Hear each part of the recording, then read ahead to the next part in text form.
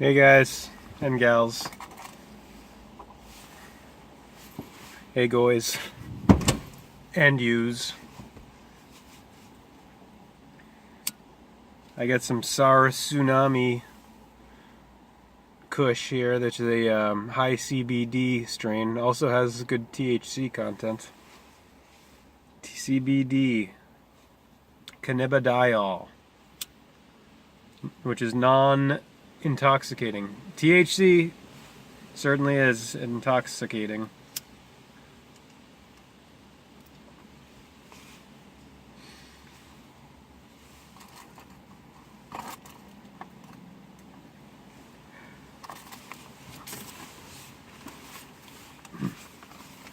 We're going to get back to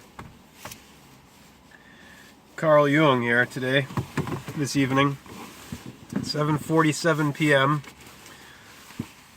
I had a shift at the labor camp today and I collected some synchronicities. This will most likely be the last CRS, or at least it'll last for quite a while because I'm going to take a hiatus from reprinting these and doing the videos and doing the blog posts. So don't worry about me. I'm going to be fine. I'm just going to take a hiatus for however long I want or need to. As the sun's going, it has entered now Gemini from Taurus. See if the computer recognizes me. Nope, couldn't recognize me. He never recognizes me when I'm outside. I wonder why. It's the lighting. So let's go to these from yesterday. There's 1, 2, 3 from today. These were today, fresh off the press, fresh from the burning bush, cash register. 1, 2, 3, 4, 5, 6, 7, 8, 9. Number 9 of the feminine, which is the 9 o'clock position of the west on the horizon, where the sun sets for the evening, and the twilight is between day and night. Sun rises at 3 Aries, reaches the peak at high noon, 12, sets at Libra, or even, Eve. Adam is Aries, Eve is Libra, the evening. Eve equals 32 in English gematria, Libra equals 42. The answer to life, the universe, and everything. Justice, judgment, balance, equilibrium. Balancing your left and your right L's, temp L's, your parallel pair of L's, like your pair of legs, parallels, walking with the silent L. This was my purchase with Rich. 1678, 253 time, 4360 invoice number, 678 4360 invoice number, 352 change 322, 352 322 for the 5 items. Here on 5/21, originally 3/21. May was originally month 3. Septem 7, Octo 8, Novem November 9, Decem 10, January 1, January 11, February 12, March Mars 1. The other day I accidentally said the sun is going from Cancer to Gemini. I meant to say from Taurus to Gemini. Sorry about that. That was an error I made yesterday. I was got ahead of myself or behind myself, however you want to look at it. This one here, was this also? Yes, this was also my purchase when I arrived today at work before the lunch break. I got these items. The total was $3.58 and the time was 12:58. My shift started at 1. This was with Tim Hawks. Tim Hawks, who was born in the same year as my father, 1952. And I lived with my father recently for 6 years in Marblehead on Hawks Street. My father born 11/22/63, day of the JFK assassination. I mean, my father's turned 11 on 11/22/63, born 11/22/52. On 11/22/63, my dad turned 11, and then 13 years on the JFK assassination day, and then 13 years later, I was born on JFK's birthday, 5/29. Tim's number is 7245. 358 1258. Invoice number beginning with 85 and 56 the end at store 506 of the Matrix.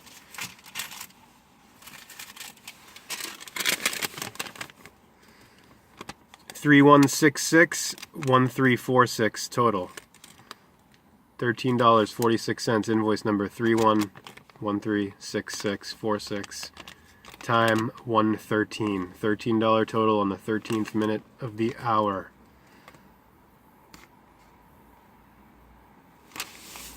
13 reasons why.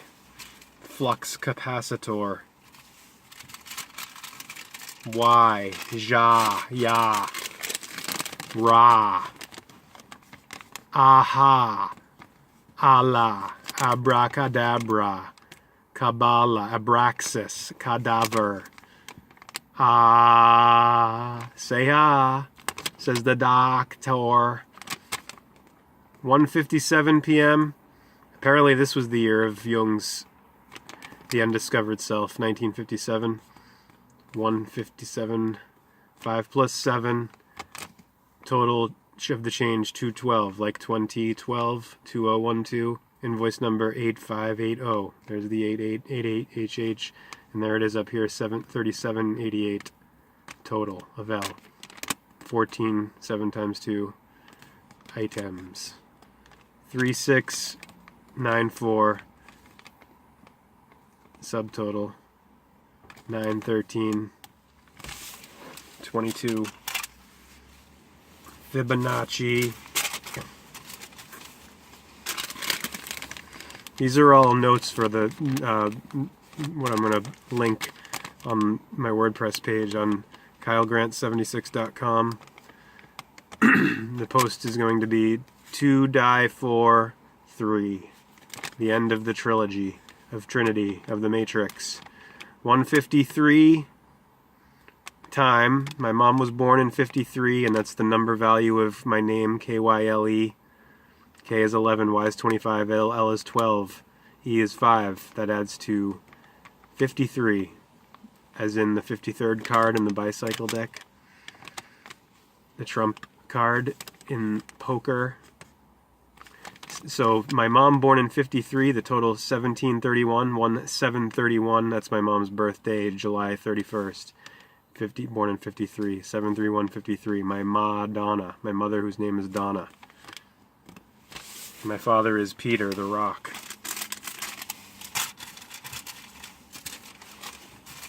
Petrus, petroleum, rock oil, chrism, Crisco, cream, crescent, creed, crest, chest, cancer, crab, rest, forest, Keith, the Keith. 1585 change. Total 416, 6:44 p.m. What's 4 times 4? 16. 416, 644. 4 items. Invoice number 8684. 64 on either side of the 88HH.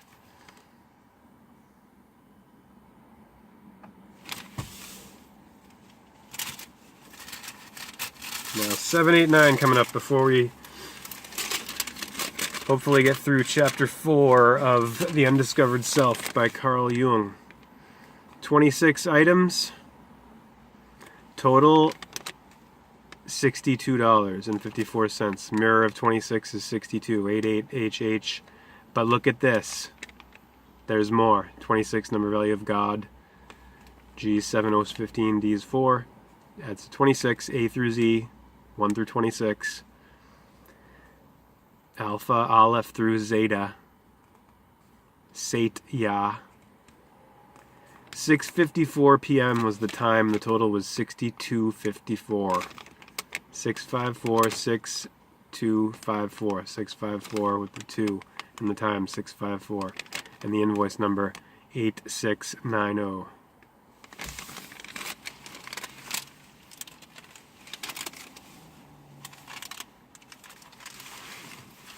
H. 33 items. Invoice number 3301. Total 7792. Christ equals 77 in English gematria, and the crucifixion at Golgotha, place of the skull, top of the 33 vertebrae spinal column. 33. 7733.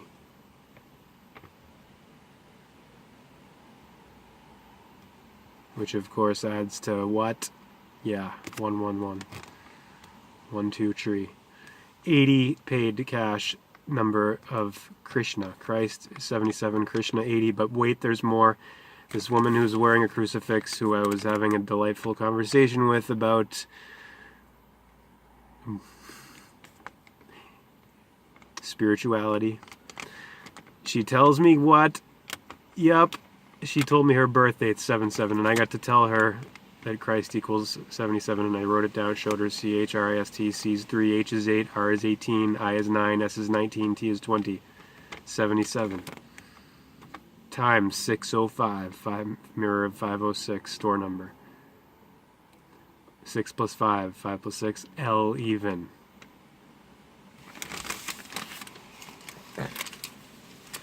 And last but not least, 927, 9027 total, 8940 subtotal, and then the 401, 410 time, 410, 40, 410, invoice number 6769, 7966, 16167, reducing to 189. And this reduces to 28, which is, so you get 18, 28, lunar cycle number of phalanges on the hands, 14 on each hand, 1, 2, 3, 4, 5, 6, 7, 8, 9, 10, 11, 12, 13, 14, 28, 28.5 day lunar cycle of the men's straw L, of the try-me stirs, of Esther, of estrogenesis genetics.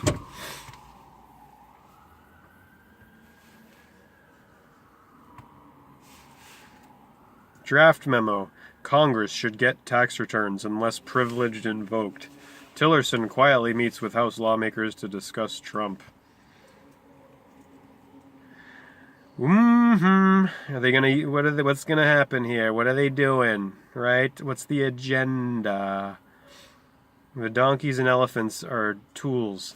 Storms unleash 30 tornadoes, flooding in central U.S.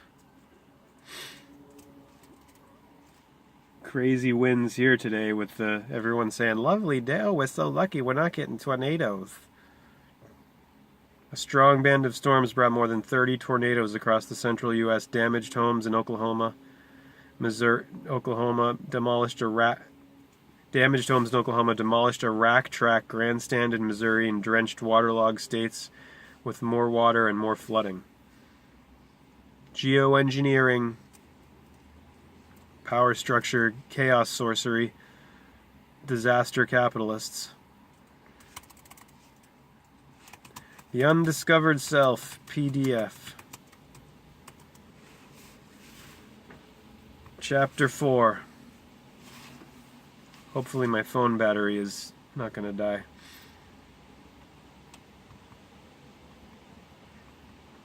Page 41 we're on. Let me... take forever to get to this now. Cheap as creepers.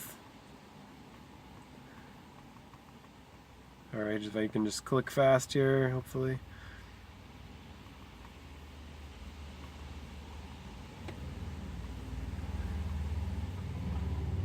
This is a labor of love, by the way.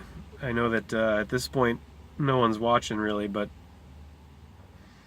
To those who are, thanks. But, you never know. You never know. I might eventually reach a large audience, larger at least. Maybe not. It's not really the thing here. It's the doing it. The labor of love, the love of wisdom. Philosophia. Philosophy means love of wisdom. Philo is love. Sophia is wisdom. Okay, well, 41, not 42.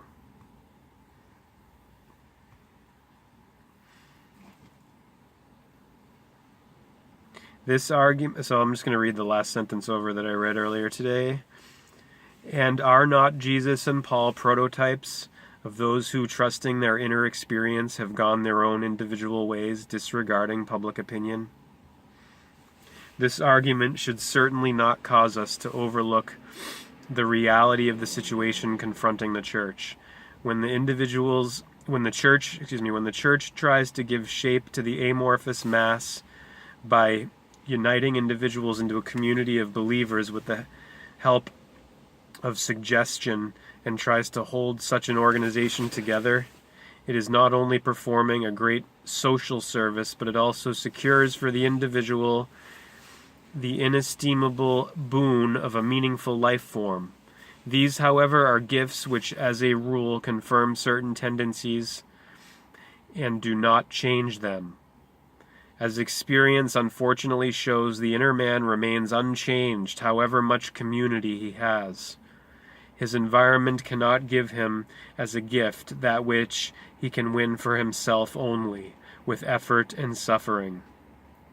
On the contrary, a favorable environment merely strengthens the dangerous tendency to expect everything to originate from outside, even that metamorphosis which external reality cannot provide, namely, a deep-seated change of the inner man, which is all the more urgent in view of the mass phenomena of today and the still greater problems of the increase of population looming up in the future.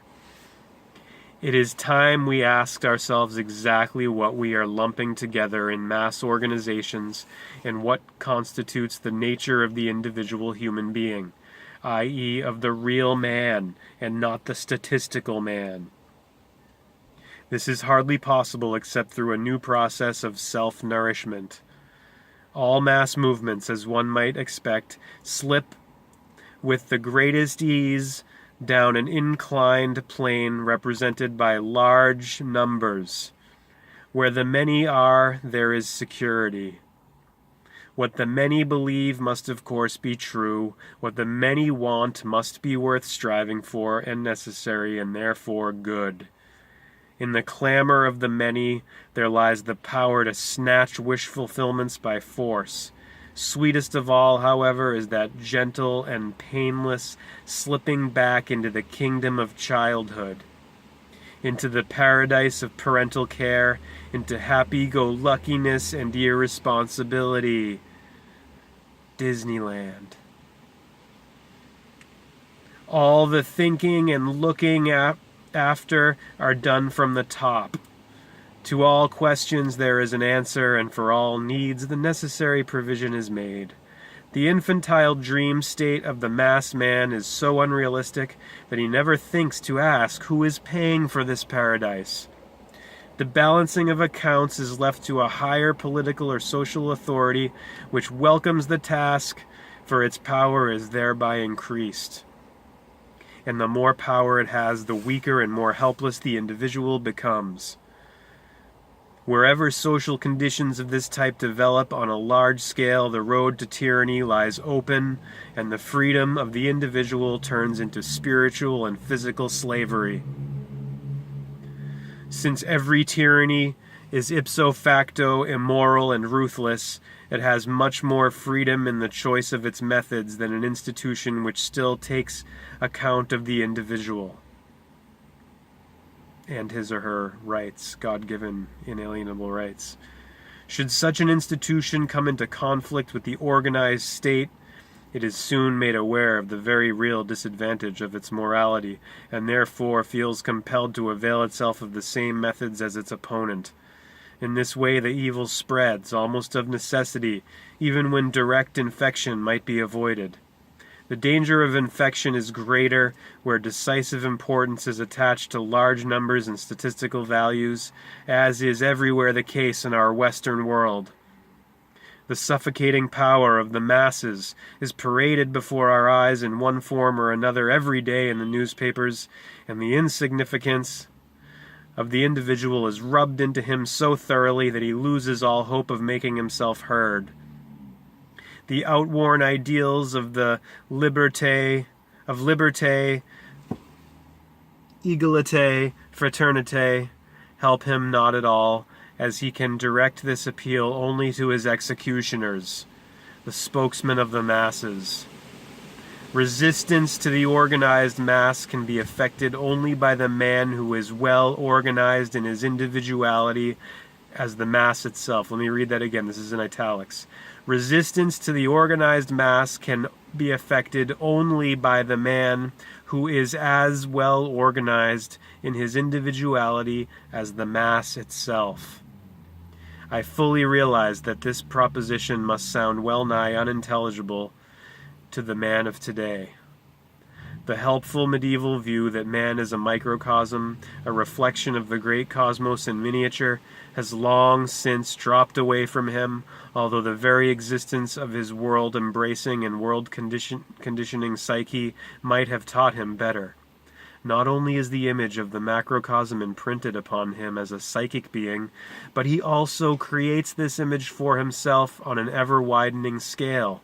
He bears this cosmic correspondence within him by virtue of his reflecting consciousness, on the one hand, and on the other thanks to the hereditary archetypal nature of his instincts, which bind him to his environment.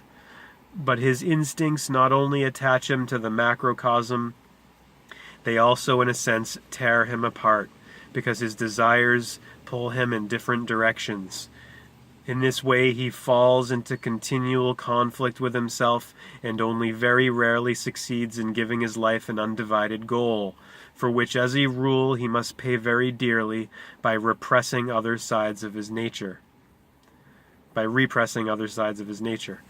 One often has to ask oneself in such cases whether this kind of one-sidedness is worth forcing at all, seeing that the natural side of the human psyche consists in a certain jostling together of its components, and in the contradictoriness of their behavior, that is, in a certain degree of dissociation.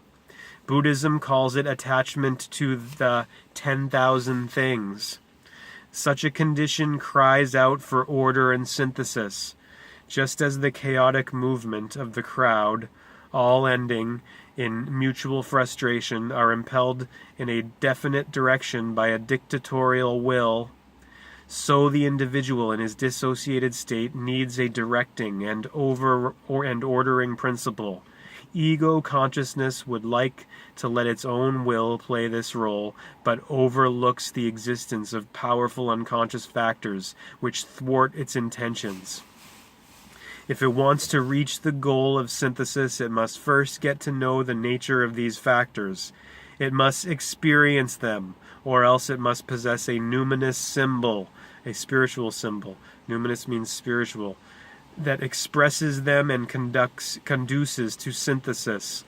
A religious symbol that comprehends and visibly represents what is seeking expression in modern man could probably do this, but our conception of the Christian symbol to date has certainly not been able to do so. On the contrary, that frightful world split runs right through the domains of the Christian white man.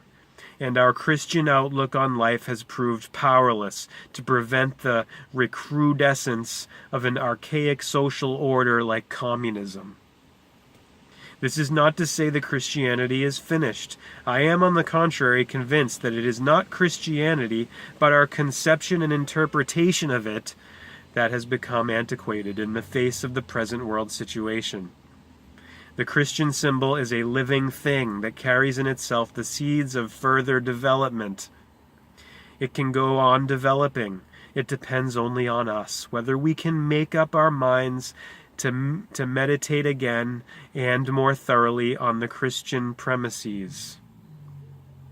This requires a very different attitude towards the individual, towards the microcosm of the self, from the one we have had hitherto. That is why nobody knows what ways of approach are open to man, what inner experiences he can still pass through, and what psychic facts underlie the religious myth. Over this hangs so universal a darkness that no one can see why he should be interested or to what end he could commit himself. Before this problem we stand helpless. This is not surprising, since practically all the trump cards are in the hands of our opponents. They can appeal to the big battalions and their crushing power. Politics, science, and technology stand ranged on their side. The imposing arguments of science represent the highest degree of intellectual certainty yet achieved by the mind of man. So at least it seems to the man of today, who has received hundredfold enlightenment concerning the backwardness and darkness of past ages and their superstitions. That his teachers have themselves gone seriously astray by making false comparisons between incommensurable factors never enters his head. All the more so as the intellectual elite to whom he puts his questions are almost unanimously agreed that what science regards as impossible today was impossible at all other times as well. Above all, the facts of faith, which might give him the chance of an extra-mundane standpoint, are treated in the same contents as the facts of science. Thus, when the individual questions the churches and their spokesmen, to whom is entrusted the cure of souls, he is informed that membership in a creed, a decidedly worldly institution, is more or less de rigueur for religious belief. That the facts of faith which have become questionable for him were concrete historical events. That certain ritual actions produce miraculous effects, and that the sufferings of Christ have vicariously saved him from sin and its consequences, i.e., eternal damnation. If, with the limited means at his disposal, he begins to reflect on these things, he will have to confess that he does not understand them at all, and that only two possibilities are open to him, either to believe implicitly or to reject such statements because they are flatly incomprehensible. Whereas the man of today can easily think about and understand all the truths dished out to him by the state, his understanding of religion is made considerably more difficult owing to the lack of explanations. "Do you understand what you are reading?" in quotes. And he said, "How can I unless someone guides me?" Acts chapter 8, verse 30. If despite this, he has still not discarded all his religious convictions, this is because the religious impulse rests on an instinctive basis and is therefore a specifically human function. You can take away a man's gods, but only to give him others in return. The leaders of the mass state cannot avoid being deified. And wherever crudities of this kind have not yet been put over by force, obsessive factors arise in their stead, charged with demonic energy. For instance, money, work, political influence, and so forth. When any natural human function gets lost, i.e. is denied conscious and intentional expression, a general disturbance results. Hence it is quite natural that with the triumph of the goddess of reason, a general neuroticizing of modern man should set in, a dissociation of personality, analogous to the splitting of the world today by the Iron Curtain. Splitting of the atom. This boundary line, bristling with barbed wire, runs through the psyche of modern man. Don't think that this is outdated. Don't think that the Iron Curtain's still not there in the psyche of modern man, right? Not at all. New Cold War now, right? And who's cheerleading now for the anti-Russia sentiment here in America? The left. The ones who were shaming the right for their Red Menace scare back in the 40s and 50s, right? This boundary line bristling with barbed wire runs through the psyche of modern man no matter on which side he lives. And just as the typical neurotic is unconscious of his shadow side, so the normal individual, like the neurotic, sees his shadow in his neighbor or in the man beyond the great divide. It has even become a political and social duty to apostrophize the capitalism of the one and the communism of the other as the very devil, so as to fascinate the outward eye and prevent it from looking at the individual life within. But just as the neurotic, despite unconsciousness of his other side, has a dim premonition that all is not well with his psychic economy, so Western man has developed an instinctive interest in his psyche and in psychology, in quotes, psychology in quotes. This is a psychologist. Thus it is that the doctor is summoned willy-nilly to appear on the world stage, and questions are addressed to him which primarily concern the most intimate and hidden life of the individual, but which in the last analysis are the direct effects of the zeitgeist, or the spirit of the age. Because of its personal symptomatology, this material is usually considered to be neurotic. And rightly so, since it is made up of infantile fantasies which all accord with the contents of an adult psyche and are therefore repressed by our moral judgment, insofar as they reach consciousness at all. Most fantasies of this kind do not, in the nature of things, come to consciousness in infantile form, and it is very improbable, to say the least of it, that they were ever conscious and were consciously repressed. Rather, they seem to have been present always, or at any rate to have arisen unconsciously, and to have persisted in this state until the psychologist's intervention enabled them to cross the threshold of consciousness. The activation of unconscious fantasies is a process that occurs when consciousness finds itself in a critical situation. Were that not so, the fantasies would be produced normally, and would then be followed by the usual neurotic disturbances. In reality, fantasies of this kind belong to the world of childhood, and give rise to disturbances only when prematurely strengthened by abnormal conditions in the conscious life. This is particularly likely to happen when unfavorable influences emanate from the parents, poisoning the atmosphere and producing conflicts which upset the psychic balance of the child. When a neurosis breaks out in an adult, the fantasy world of childhood reappears, and one is tempted to explain the onset of the neurosis causally, as due to the presence of infantile fantasies. But that does not explain why the fantasies did not develop any pathological effects during the interim period. These effects develop only when the individual comes up against a situation which he cannot overcome by conscious means. The resultant standstill in the development of personality opens a sluice for infantile fantasies, which of course are latent in everybody, but do not display any activity so long as the conscious personality can continue on its way unimpeded. When the fantasies reach a certain level of intensity, they begin to break through into consciousness and create a conflict situation that becomes perceptible to the patient himself, splitting him into two personalities with different characters. The dissociation, however, had been prepared long before in the unconscious, when the energy flowing off from consciousness, because unused, strengthened the negative qualities of the unconscious personality, and particularly its infantile traits.